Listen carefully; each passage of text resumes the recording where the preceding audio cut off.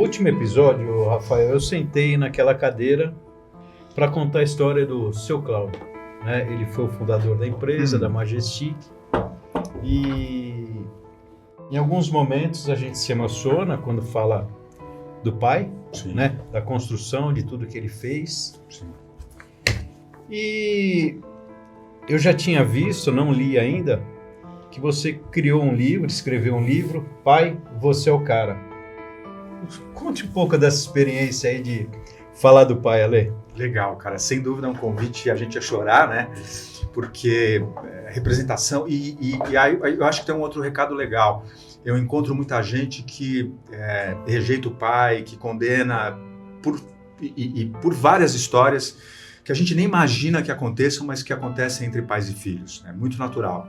Mas eu acho que tem uma coisa assim, que é, cara, se por algum motivo o cara te deu a vida, o cara foi uma parte fundamental, né, junto com a tua mãe, e que te gerou, cara, putz, deixa eu te avisar, só por isso, por mais bandido ou inconsequente que ele tenha sido, cara, tem um valor ali que eu acho que é importante a gente olhar para isso, né? Assim como é importante a gente olhar para aquelas coisas que não são legais e poder desenvolver.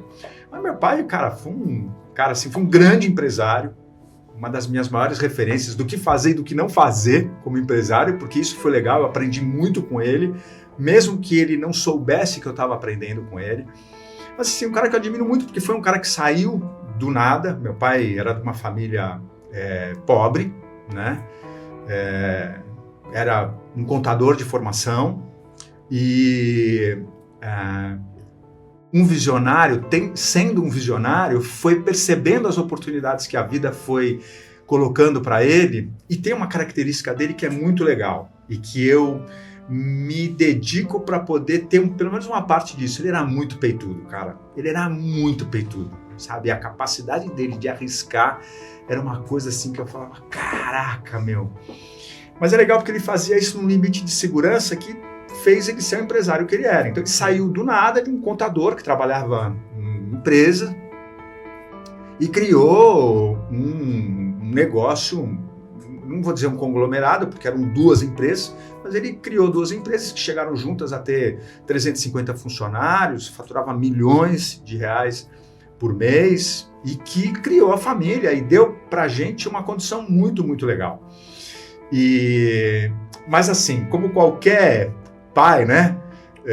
Cara, a gente se encanta na infância, gera dúvidas na adolescência e no início da fase adulta condena, né? Fala, porra, meu, você me enganou, né? E eu tive essa relação com meu pai também, como qualquer pessoa teve.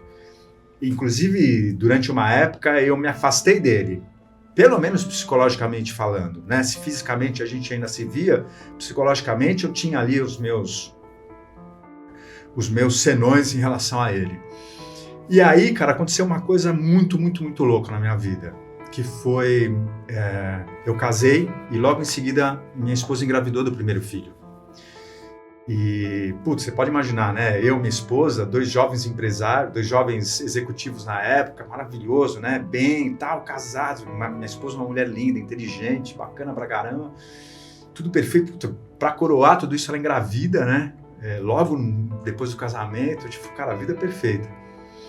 E realmente, porque logo depois, nos primeiros meses de gravidez, a gente descobre uma condição, um problema congênito no feto, e que apareceu num ultrassom, e isso começou a preocupar a gente procurou especialistas, e aí um dos especialistas que a gente procurou e falou, cara, teu filho o bebê tem uma má formação, o feto tem uma má formação, a bexiga dele enche, mas não esvazia, e ele não vai ter chances se a gente não fizer uma cirurgia intrauterina. Putz, cara. Não, drama assim, que a gente jamais imaginou. Fomos para cima, sem cobertura de plano de saúde, arriscando tudo, trocamos de obstetra, porque, enfim. E aí, 8 meses depois, minha esposa começa a ter contrações, ela fez a cirurgia intrauterina, a gente já sabia que não poderia ser parto normal, teria que ser cesárea por conta de tudo que tinha se passado. Ela com contrações, corremos para o hospital, fez a cesárea, nasceu, E até quando nasceu, a primeira coisa é perfeito, né? Além de alguma coisa, mas ele falou, não, cara, o Apgar, aquele teste do pezinho, o Apgar 10, não, tudo perfeito e tal. Mas ele vai ter que ficar era um menino, ele vai ter que ficar na UTI, neonatal, porque, cara, foi muita coisa que vocês passaram, a gente tem que acompanhar. E foi interessante porque só eu vi ele. E, com 2 horas e meia, a enfermeira me chama da UTI e fala, ó, a gente queria te avisar, o rim ficou afetado, vocês vão ter muito trabalho durante a vida e tal. Não, tudo bem, cara, estamos aqui para... Cara, 6 horas, pouco, olha, descobrimos que o pulmão também foi afetado, não tá legal. Com umas 12 horas mais ou menos de vida, e eu ali na UTI, o médico e a enfermeira vieram para mim e falaram assim, ó, Alexandre, ele não resistiu, cara. Meu filho não resistiu. Cara, e aquilo, assim... Acabou o mundo, cara. Acabou o mundo. Eu desabei. Como é que eu vou contar isso para minha esposa? Fui contar para ela. A gente chorou uns 3 dias. Dia e noite. Perguntando por que nós, né? E aí foi muito interessante, porque quando isso aconteceu, eu descobri que pelo fato de ter nascido e morrido, ele tinha que ser registrado e tinha que ser enterrado. E aí, quando o hospital me chama para falar isso, que eu precisaria cuidar disso, eu falei, não, cara, meu Deus, por que você está fazendo isso comigo, né? Eu já passei tudo que eu passei, eu ainda vou ter que cuidar disso, cara, não é justo. E nessa hora, meu pai apareceu. Nessa hora, meu pai chegou e eu estava meio brigado, afastado dele. Ele falou, filho, eu vou cuidar disso para você. Fica tranquilo.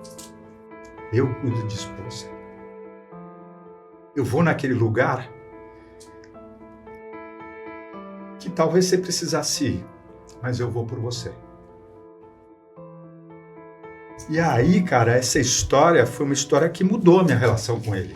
Foi uma história que eu entendi que, sabe aquela frase de amor incondicional? Que a gente fala muito, mas quando você não tem uma experiência... É difícil você compreender. Ali eu entendi o amor incondicional de um pai, cara. Que falou pra mim, ó, eu vou no inferno se precisar, para que você não vá. E aí ele cuidou de tudo, enfim, ele fez tudo e tal. E aí mais tarde, anos depois, quando eu tava contando essa história para um amigo meu, um grande amigo meu, um mentor na minha vida, o cara falou, Ale, você tem coragem de contar essa história? Eu falei, tenho, cara. Lógico, né? Passado anos e tal. Primeiro dia que ele me convidou para dar uma palestra sobre isso, cara, eu chorava, mas eu chorava. E foi ali que surgiu, inclusive, também a oportunidade de uma das pessoas que escutou, na hora que terminei a palestra, a pessoa virou e falou assim, eu quero que você escreva um livro sobre isso. Isso é muito importante, cara. Isso é uma mensagem que pais e filhos precisam escutar. E foi daí que surgiu o Pai, Você é o Cara. 2012 foi quando eu escrevi e publiquei meu primeiro livro, Pai, Você é o Cara. Uma honra para mim, uma homenagem ao meu pai, ao meu filho, né, meu primeiro filho. Depois disso, enfim, eu tive mais 3 filhos lindos, maravilhosos, estão aí grandes, enfim, mas que marcou minha vida, né? Mudou, foi uma das coisas que mudou a maneira como eu enxergava o mundo, cara, mudou.